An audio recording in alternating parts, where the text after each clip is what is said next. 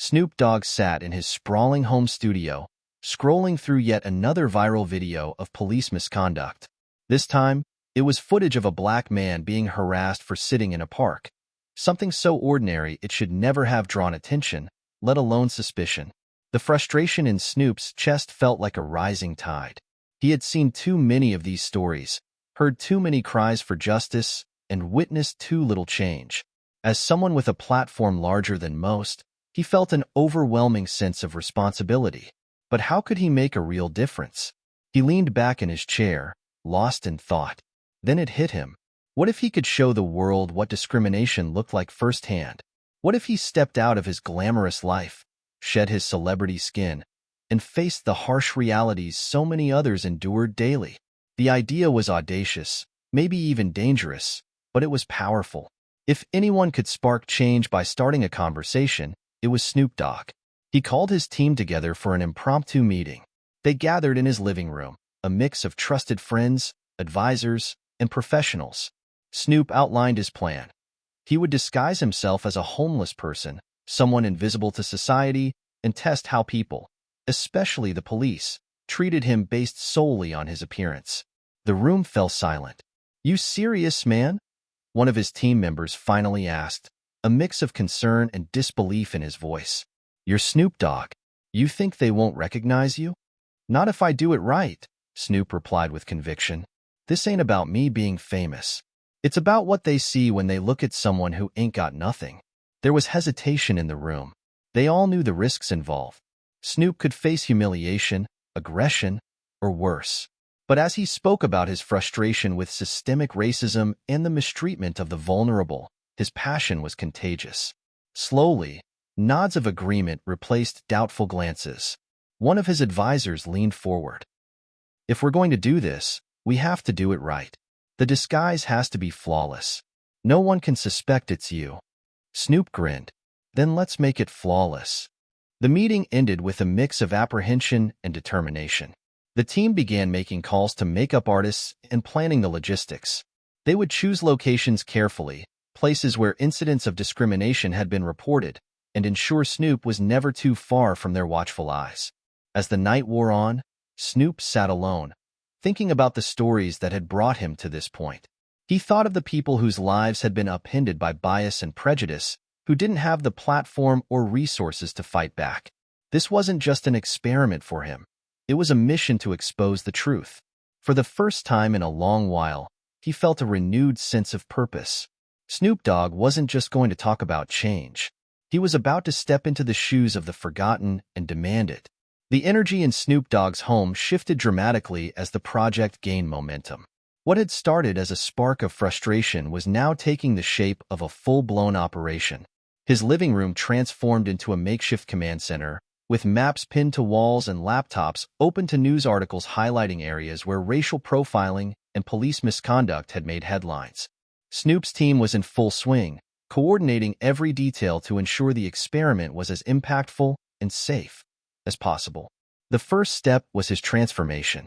Snoop's trademark charisma, his unmistakable style, and his iconic voice all had to disappear. He needed to blend into the shadows of society, to become someone the world ignored. For this, he turned to one of Hollywood's top special effects makeup artists. When the artist arrived, she was brief but professional. "We're not just changing your look. We're creating a character," she said, pulling out her kit of prosthetics, wigs, and makeup. Snoop sat in the chair, still as stone, as she worked her magic. Slowly, his identity faded. His smooth skin was replaced with rough, weathered textures. Wrinkles etched across his face. Dark circles deepened under his eyes, and his iconic braids were hidden beneath a ragged, matted wig. "You look tired, broke, and hungry," one of his team members commented, half joking but visibly impressed. Snoop smirked, then quickly dropped into character. "Spare some change, man," he muttered in a gravelly voice, slumping his shoulders and averting his eyes. The room erupted in laughter and applause. But this was no laughing matter for Snoop. The transformation was physical, but it also needed to be psychological. He spent hours practicing his new persona, studying the mannerisms of those he wanted to represent. He watched videos of people on the streets, noting how they held their signs, how they moved, how they spoke. He practiced shuffling his feet, hunching his posture, and looking away when people passed by. The team tested his look by sending him out briefly into public spaces. Even in his own neighborhood, people barely glanced at him. "It's wild, man," Snoop said later that evening. "They just look right through you like you ain't even there."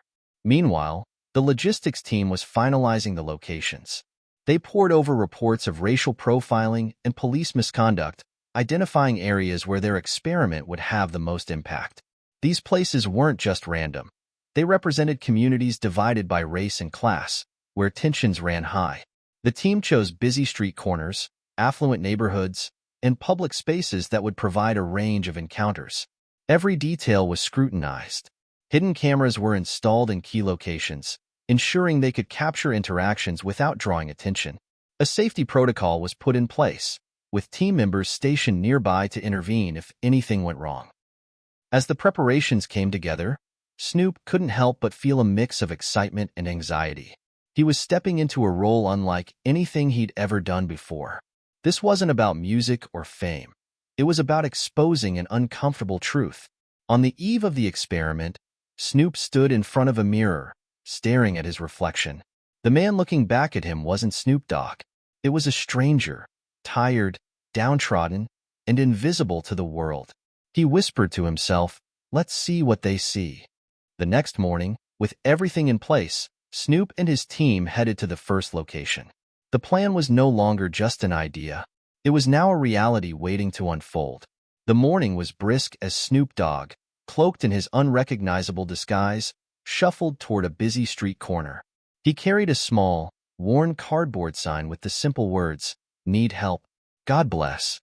His hands trembled slightly, not from the cold, but from anticipation.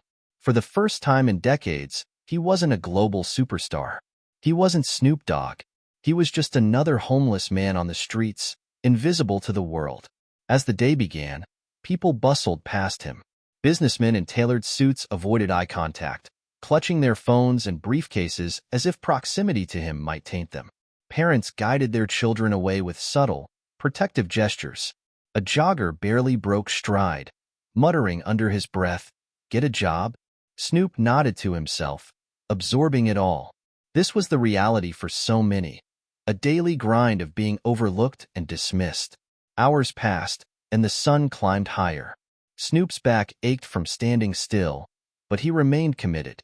The cameras were rolling discreetly, capturing every interaction, or lack thereof. A few people offered small kindnesses, $1 here, a granola bar there, but most moved on as if he didn't exist. Just as he began to settle into the rhythm of the day, a patrol car turned the corner and pulled up nearby. Snoop's heart rate quickened. The officers inside didn't exit the vehicle at first.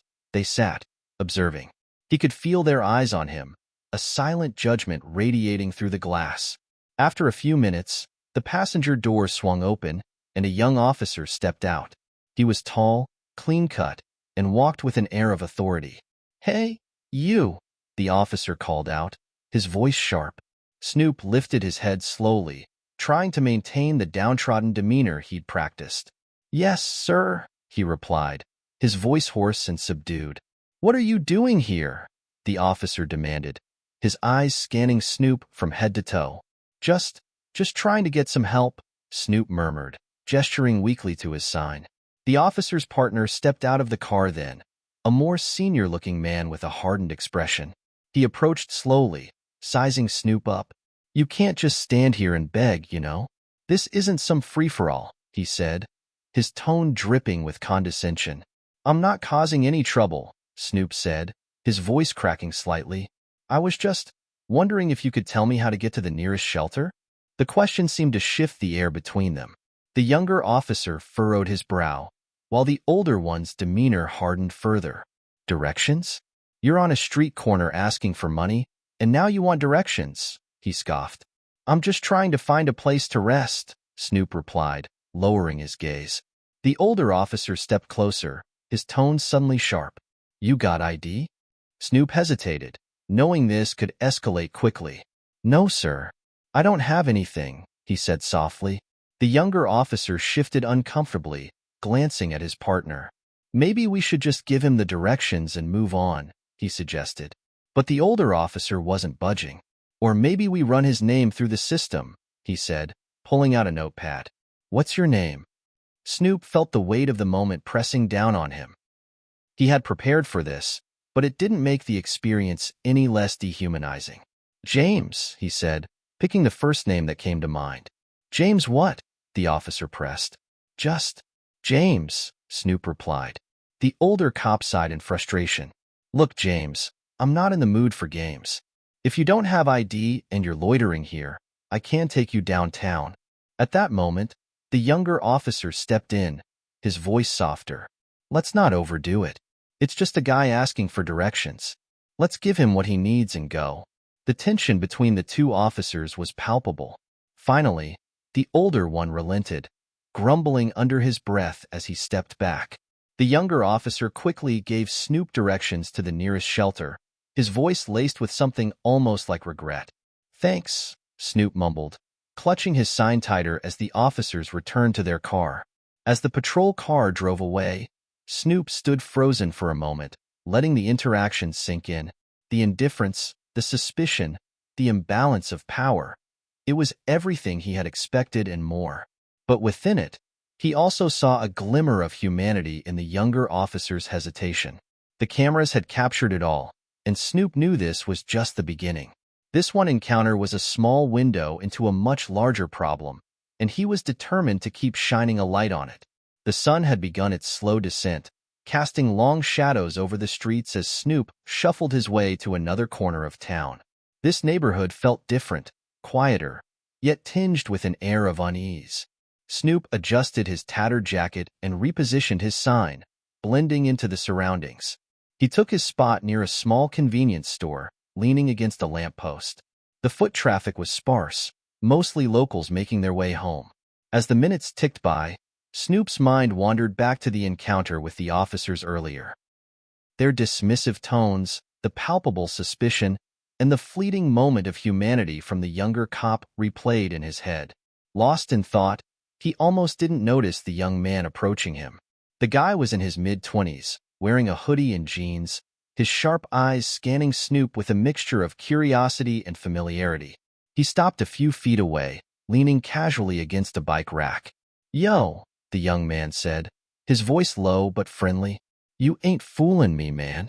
Snoop froze for a second, then looked up slowly, his practiced demeanor intact. I don't know what you're talking about, he rasped, playing the part. The young man chuckled, shaking his head. Come on, Snoop.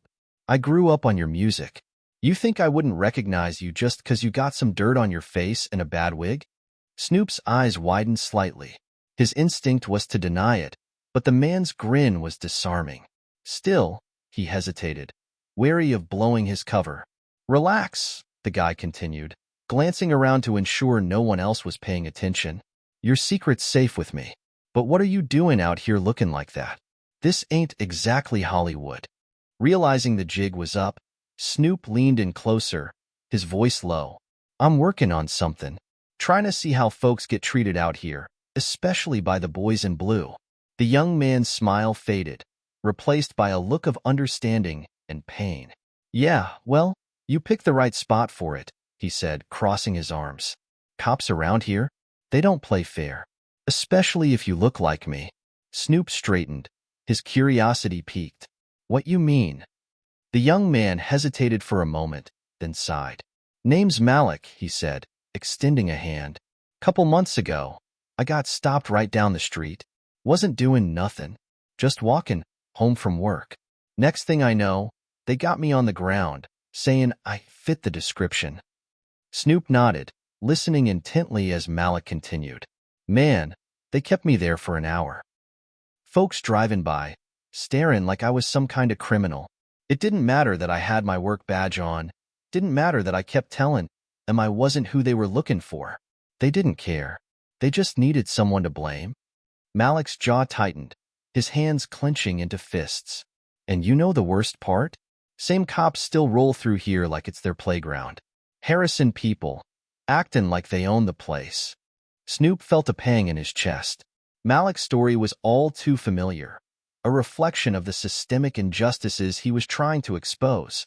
You ever think about reporting it? Snoop asked gently. Malik let out a bitter laugh. To who? The same system that protects them? Nah, man. Out here, you just keep your head down and hope you make it home. The weight of Malik's words hung in the air. For a moment, neither of them spoke. Then Malik leaned in closer, his tone more urgent. Listen, I don't know what you're trying to prove with all this, he said, gesturing to Snoop's disguise, but you need to be careful. Them cops? They don't like being made fools of. And if they catch on to what you're doing, it won't end well. Snoop nodded, appreciating the warning. I hear you, young blood, and I appreciate it. But somebody's gotta call it out. You feel me?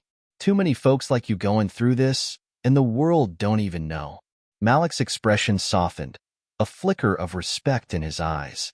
Yeah, well, just make sure you don't end up on the news yourself, he said, pulling his hood up. As Malik turned to leave, he paused and looked back. Hey, he said, if you need someone to watch your back, let me know.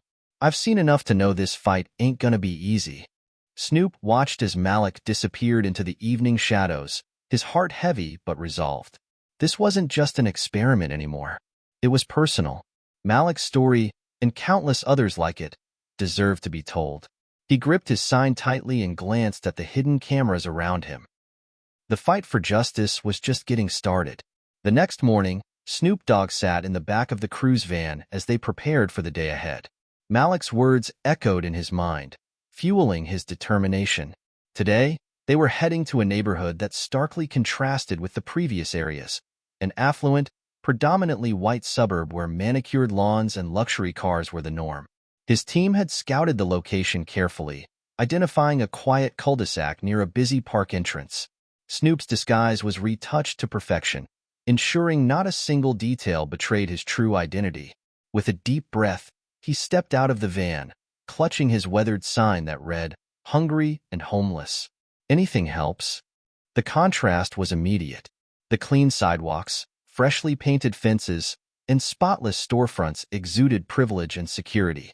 Snoop shuffled to the designated corner, hunching his shoulders and lowering his head, fully embodying the persona of a man worn down by life. At first, the reactions from passers-by were predictable. Parents ushered their children away, joggers quickened their pace, and pedestrians avoided eye contact. Snoop held his position, quietly observing and waiting. It wasn't long before a sleek black SUV slowed down near the corner, the driver glaring at him through tinted windows before speeding off. Moments later, the distant sound of a siren pierced the air. Snoop glanced up subtly, spotting a patrol car turning onto the street. His heart quickened, though his face betrayed no emotion.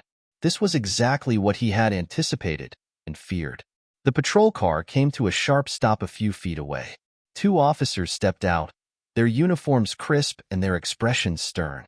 One of them, a stocky man with a buzz cut, approached first, his hand resting conspicuously on his holstered weapon. "What are you doing here?" the officer barked, his tone sharp and accusatory. Snoop raised his head slowly, adopting a timid demeanor. Just trying to get some help, sir," he mumbled, his voice shaking slightly for effect. The second officer, a younger man with a clipboard, joined his partner. He scanned Snoop from head to toe, his lips curling into a sneer. "This isn't the kind of place for loitering. You need to move along." Snoop hesitated, deliberately dragging out his response. "Ain't trying to cause no trouble, officer. Just hungry is all." Buzzcut scoffed, stepping closer. "Don't play games with us. We got a call about a suspicious individual harassing people. That wouldn't happen to be you, would it?" Snoop shook his head quickly. "Nah, I just been sitting here. Ain't talked to nobody." The younger officer took a step forward, his tone growing harsher. "You don't belong here.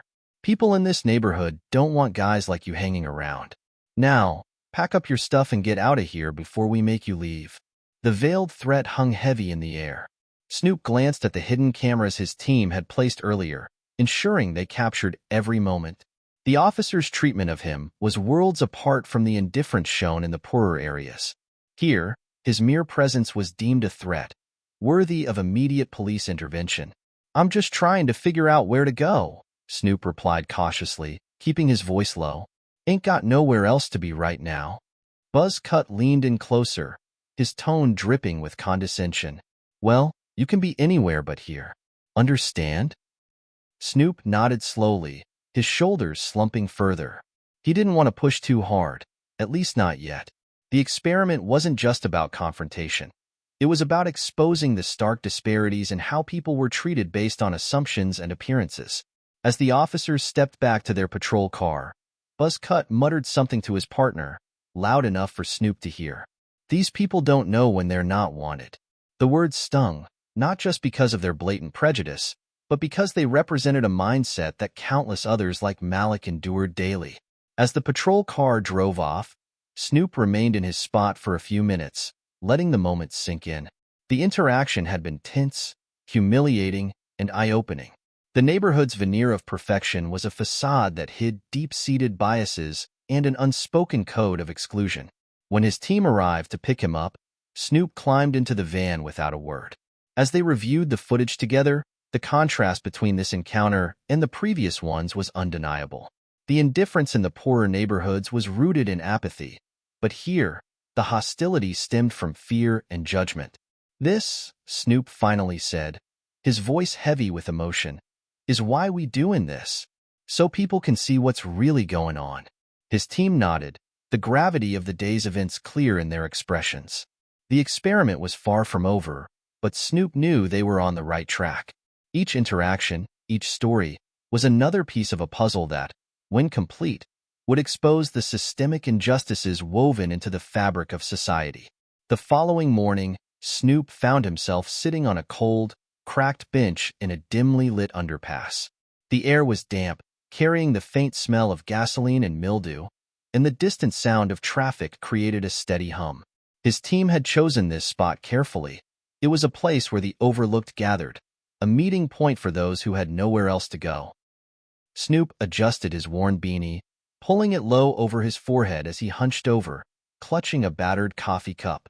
The experiment had taken a toll on him, but he pushed the discomfort aside. Today, he was determined to observe and understand the experiences of those who lived these struggles daily. It wasn't long before another figure approached. A young man, likely in his late 20s, limped toward the bench with a worn-out backpack slung over one shoulder. His clothes were tattered, his face gaunt, but his posture carried a sense of resilience that caught Snoop's attention. The man hesitated, glancing at Snoop before gesturing toward the empty space beside him. "Mind if I sit?" he asked, his voice hoarse yet polite. Snoop shook his head. "Go ahead, man." The young man dropped his backpack onto the ground and sat down with a heavy sigh. For a moment, the two sat in silence, the unspoken camaraderie of shared circumstances hanging in the air. "Rough night?" Snoop asked, breaking the silence. The man gave a hollow laugh. "Rough few years, actually. Name's James, by the way. You?"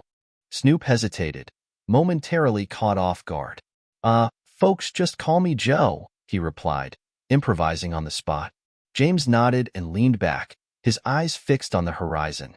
"I was in the Army," he began, his voice tinged with both pride and pain. "Served 2 tours overseas. Thought I'd come back to a hero's welcome, you know? Instead, I got this." He gestured vaguely to his surroundings, his voice cracking slightly. "What happened?" Snoop asked softly, sensing the weight of the story that was about to unfold. James took a deep breath, his gaze dropping to the ground. "I couldn't find work when I got back. PTSD made it hard to hold a job in the VA. Well, let's just say their help was too little, too late. I ended up on the streets." He paused, rubbing his hands together to fend off the morning chill. "But the worst part," he continued, his tone hardening, "ain't just being homeless. It's how people treat you, like you're not even human. And the cops, man, they're the worst." Snoop leaned forward, his heart aching as James's story unfolded. "One time," James said, his voice quivering, "I was sleeping under a bridge, minding my own business. A couple of officers showed up and started yelling at me to leave. I tried to explain I had nowhere to go, but they didn't care. One of them kicked my stuff into the water. My only blanket gone.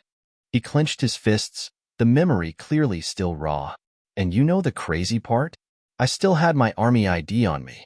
Didn't matter to them. To them, I was just another bum. Snoop felt a lump form in his throat. James's story wasn't just heartbreaking. It was infuriating. The man had sacrificed so much for his country, only to be discarded and dehumanized upon his return. Why didn't you report them? Snoop asked gently. James gave a bitter laugh. Report them to who? The system's rigged, man. People like me don't stand a chance. The two sat in silence for a while, the weight of James's words pressing heavily on Snoop. He had embarked on this journey to expose inequality, but hearing these stories firsthand added a depth of urgency he hadn't fully anticipated. I'm sorry, man, Snoop finally said, his voice thick with emotion. You don't deserve any of that. James shrugged, his expression weary but resolute. It is what it is. But I still keep fighting, you know? Maybe one day things will change. Snoop nodded, a newfound determination sparking within him. He didn't reveal his true identity, but he made a silent promise to James and to himself. This story, and the countless others like it, deserve to be told. As the sun began to climb higher, James stood up, slinging his backpack over his shoulder. Take care, Joe, he said, extending a hand. Snoop shook it firmly, looking the young man in the eye. You too, brother. Stay strong. As James walked away, Snoop sat in quiet reflection. This wasn't just a social experiment anymore. It was a mission, one he was more committed to than ever. He would take James's story and the stories of others he'd met and use his platform to amplify their voices. When Snoop finally returned to the van that evening, his team noticed the shift in his demeanor. Everything okay? One of them asked. No, Snoop replied honestly, but it will be. We're going to make sure of that. The day had been a turning point, a reminder of why he had started this journey in the first place. The pain and injustice he had witnessed weren't just statistics or headlines. They were real, lived experiences. And he wasn't going to stop until the world paid attention. The sun cast long shadows across the bustling intersection as Snoop prepared for what would be the most intense and revealing part of his experiment yet. The plan was risky but carefully thought out. His team had scouted a small convenience store in a neighborhood known for its socio-economic divide. It was the perfect place to stage the final test, a scenario designed to provoke a clear and undeniable reaction from the police. Snoop adjusted his tattered jacket and shuffled into the store, his movements slow and deliberate. His appearance was disheveled and weary, the layers of makeup and his practiced demeanor making him indistinguishable from any other homeless individual. The store clerk, a middle-aged man with a stern expression, glanced at him with suspicion the moment he walked through the door. Snoop pretended to browse the shelves, picking up a loaf of bread and a small carton of milk. His hands trembled slightly as he approached the counter, and he fumbled in his pockets, acting as though he couldn't find enough money. Look, man, he said in a voice tinged with desperation.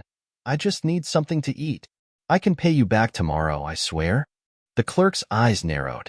This isn't a charity, he snapped. If you don't have money, put it back and get out.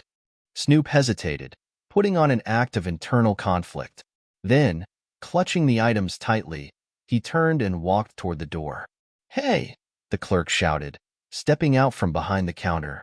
You can't just walk out of here without paying. The clerk grabbed the store phone, dialing 911 as Snoop exited the store. Within minutes, the sound of sirens filled the air. 2 police cruisers screeched to a halt in front of the store, and 4 officers emerged, their faces set with grim determination. Snoop stood a few feet away, the bread and milk still in his hands. He raised them slightly, his posture submissive. I didn't mean any harm, he said softly, his voice quivering. I was just hungry. The officers didn't respond. Instead, they surrounded him, their voices loud and commanding. Drop the items and get on the ground. One of them barked, his hand resting on the holster of his gun. Snoop complied, placing the bread and milk on the sidewalk before slowly lowering himself to the ground. Despite his cooperation, one officer grabbed his arm roughly, yanking him to his feet and pinning him against the patrol car. Why are you stealing? the officer demanded, his tone accusatory. Snoop remained silent, his heart pounding as he maintained his role. The situation escalated further when the clerk stepped outside, gesturing angrily. "I told him to leave if he couldn't pay," he exclaimed. "This guy thinks he can just take whatever he wants." The officers nodded, their demeanor unyielding. One began frisking Snoop, patting him down aggressively, while another pulled out a notepad to document the incident. "What's your name?" an officer asked sharply. Snoop hesitated, then mumbled, "Joe." "Joe what?" the officer pressed. "Just Joe," Snoop replied, keeping his answers deliberately vague. As the officers continued their interrogation, a small crowd began to gather. Among them was a young woman holding her phone, recording the scene. Her voice rang out, clear and steady. "Why are you treating him like a criminal? All he did was take some food," she called out. The officers ignored her, but the murmurs of the growing crowd grew louder. Snoop's team watched from a distance, their hidden cameras capturing every detail. The harshness of the officers' actions was undeniable, their treatment of Snoop disproportionate to the minor offense. After what felt like an eternity, one officer finally radioed in the situation. "We've got a vagrant suspected of petty theft," he reported. The radio crackled in response. "Understood. Bring him in for processing." Snoop knew this was his moment. He raised his head slightly, his voice calm but firm. "Before you take me anywhere," he said, "there's something you need to know." The officers exchanged confused glances as Snoop continued. "I'm not who you think I am." Reaching up, he slowly pulled off the beanie, revealing his true identity.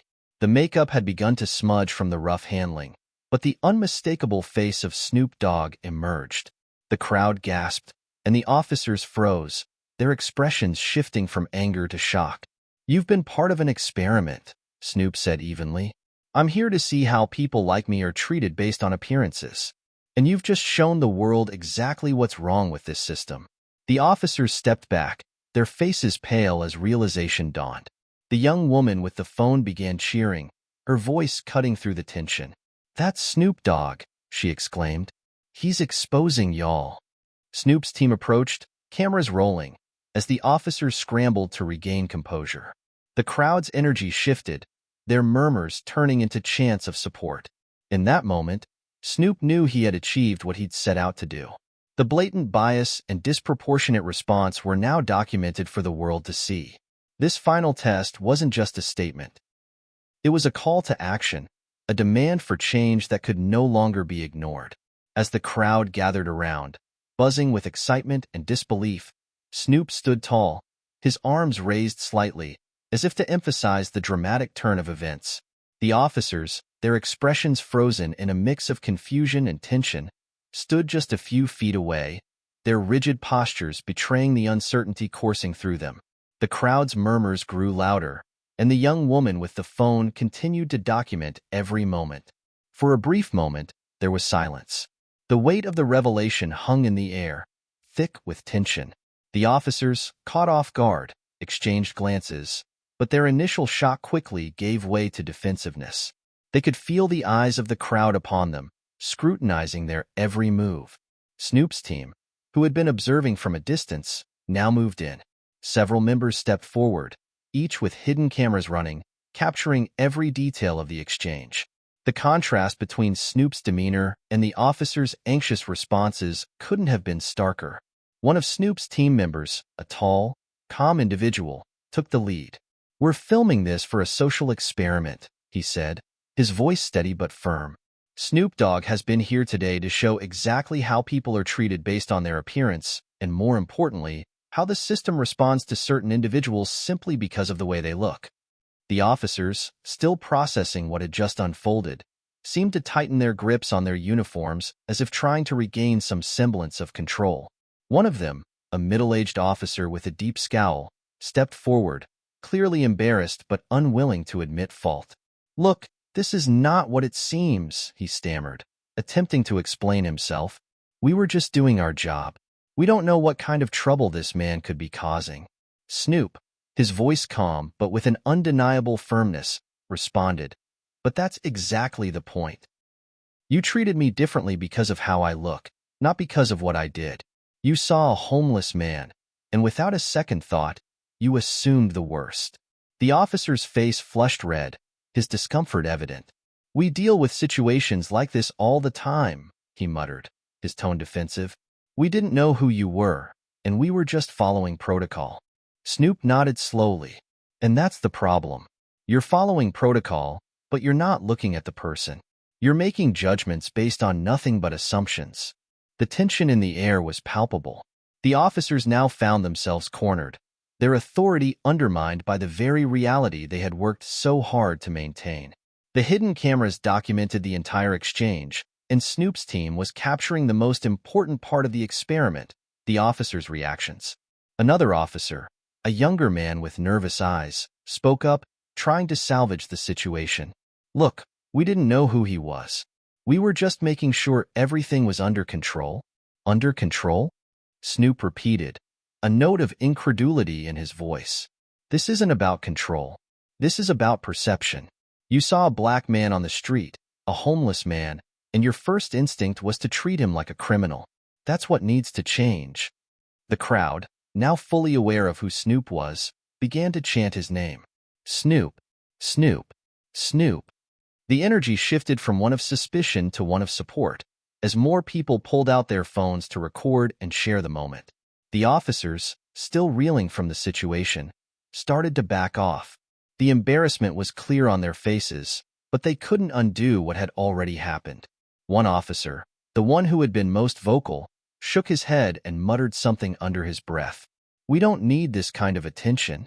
Snoop, undeterred by their defensiveness, turned toward the crowd and raised his hand, signaling for them to quiet down. "This isn't about pointing fingers," he said, his voice loud enough for everyone to hear. "This is about making sure that something like this doesn't happen again. It's about recognizing that people, no matter what they look like, deserve respect. And we need to hold those in power accountable when they forget that." The crowd went silent for a moment, then erupted into applause. Snoop had done what he set out to do.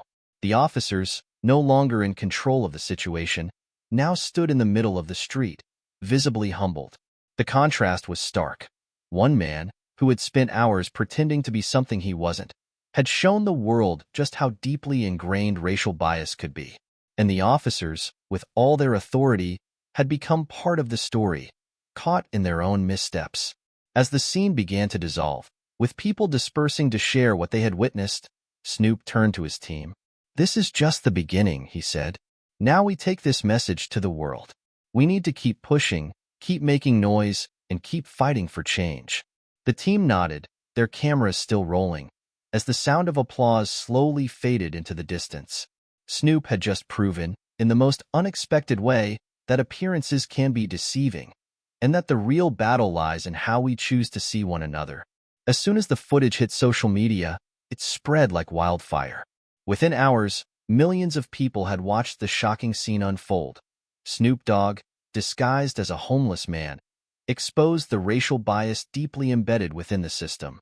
The video was everywhere, on news stations, trending on Twitter, and shared across every social platform imaginable. People from all walks of life were outraged, but more importantly, they were engaged. It was impossible to ignore. The viral video captured the officers' discomfort and defensiveness when confronted with their actions, something that struck a chord with viewers. Snoop's words echoed through the digital world, stirring conversations about the inequalities people face every day, especially those from marginalized communities. The backlash against the police was swift, and many took to the streets, demanding accountability and change.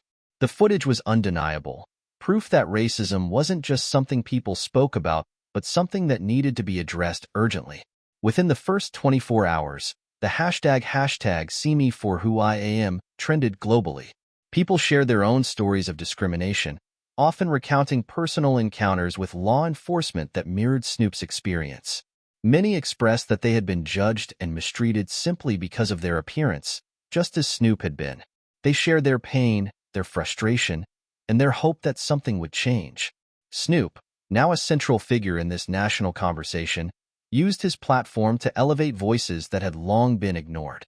He posted a message on his Instagram, thanking everyone for their support and reinforcing the importance of the dialogue the video had sparked. "This isn't just about me," he wrote.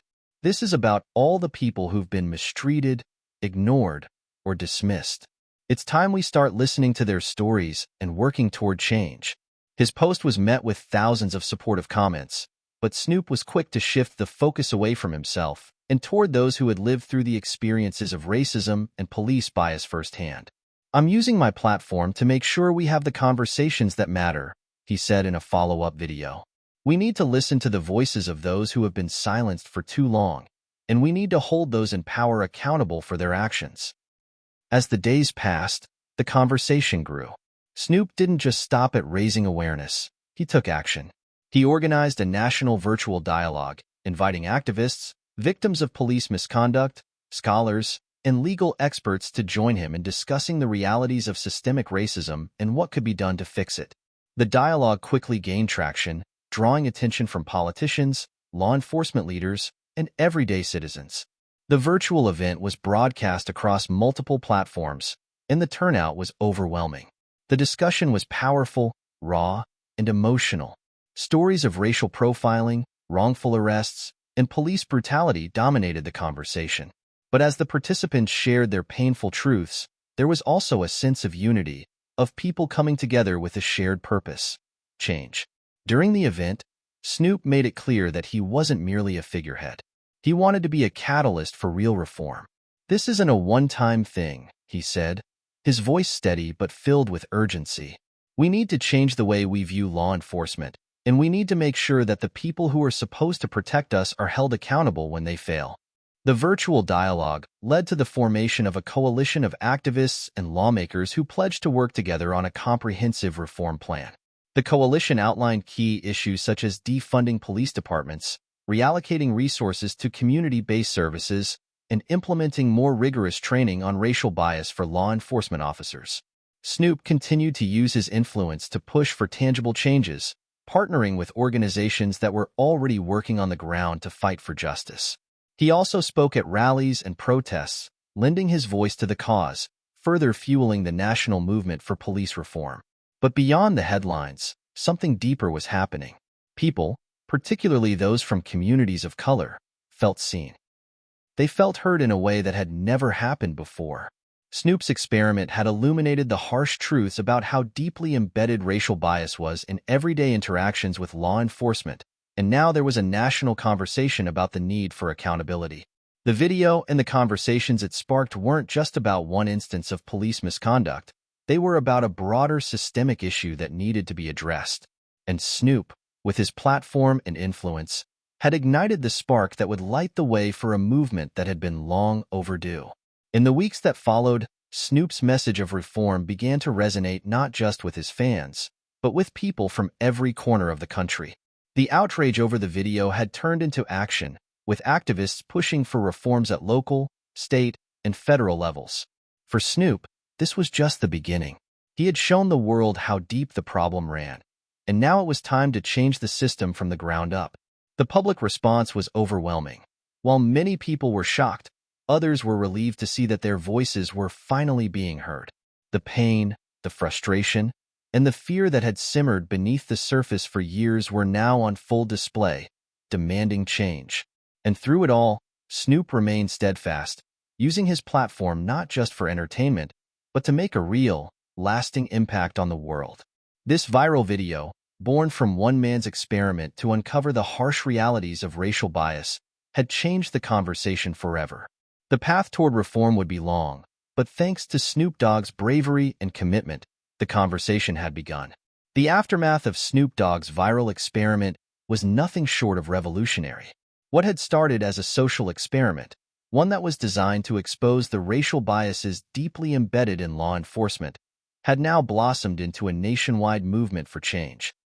The world had seen the raw reality of police discrimination, and now it was demanding accountability. In the weeks following the explosive revelation, several police departments across the country began to take serious steps toward reform. Sensitivity training was no longer an optional seminar but a requirement for all officers.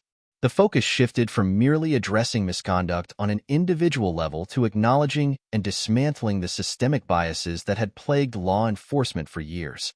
Training programs were expanded to include not only racial bias, but also cultural awareness, de-escalation techniques, and community engagement strategies. Cities that had been long criticized for their aggressive policing tactics started rethinking their approach. Community leaders worked alongside law enforcement officials, activists, and lawmakers to create policy changes that prioritize the safety and well-being of all citizens, especially those from marginalized communities. Local governments began to reassess their budgets, exploring ways to redirect funds from militarized police forces to social services, mental health support, and public education. It wasn't just police departments that took notice. The conversation about racial profiling and police brutality reached new heights in the media. News outlets, both local and national, devoted hours to discussions about the ways in which racism had infiltrated not only the police force but many aspects of society. Snoop's experiment became a central reference point in this dialogue, constantly cited as a turning point in the movement toward racial justice. Advocacy groups were inspired by the wave of support the video garnered, and they used the momentum to launch nationwide campaigns aimed at fighting racial injustice, whether it was in the streets, in the workplace, or in educational institutions. But for Snoop, the real victory was in the people who had directly benefited from the changes his experiment sparked. One of the most powerful stories to emerge from this moment of transformation was that of the homeless veteran Snoop had met during his time in disguise. His name was Marcus, and he had shared a painful story of being repeatedly harassed by the police. He had served his country only to return to a society that treated him like a criminal due to his homelessness. His words had deeply affected Snoop, and the moment they shared in that alley was something that stayed with him long after the cameras stopped rolling. After the experiment and the public attention Snoop brought to his story, Marcus's life began to change. The video had not only sparked a national conversation, but also connected him to the resources he had so desperately needed. Snoop used his influence to ensure that Marcus received the help he deserved. Within weeks, Marcus was offered a job at a local nonprofit organization that supported veterans. He was also provided with temporary housing through a program aimed at helping homeless veterans get back on their feet. For Marcus, this was a new chapter. He went from living on the streets, facing daily harassment and discrimination, to becoming a symbol of the change that Snoop had ignited. With steady work and a safe place to call home, Marcus was able to rebuild his life. The community he had once felt alienated from began to embrace him, and the sense of dignity he had lost during his time on the streets was slowly restored. But his story wasn't unique. Across the country, other homeless individuals began receiving the support they needed, and more job opportunities became available to those who had been long overlooked by society. The ripple effect of compassion and justice spread through local communities, proving that change wasn't just about the big headlines. It was also about the individual lives that were touched along the way.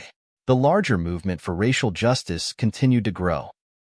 People from all walks of life, regardless of race, came together to call for more accountability and equality in every facet of society. The protests, the dialogue, the social media campaigns, it all contributed to a growing awareness that the system needed to change. Snoop Dogg, ever the visionary, knew that the battle for racial justice would take time.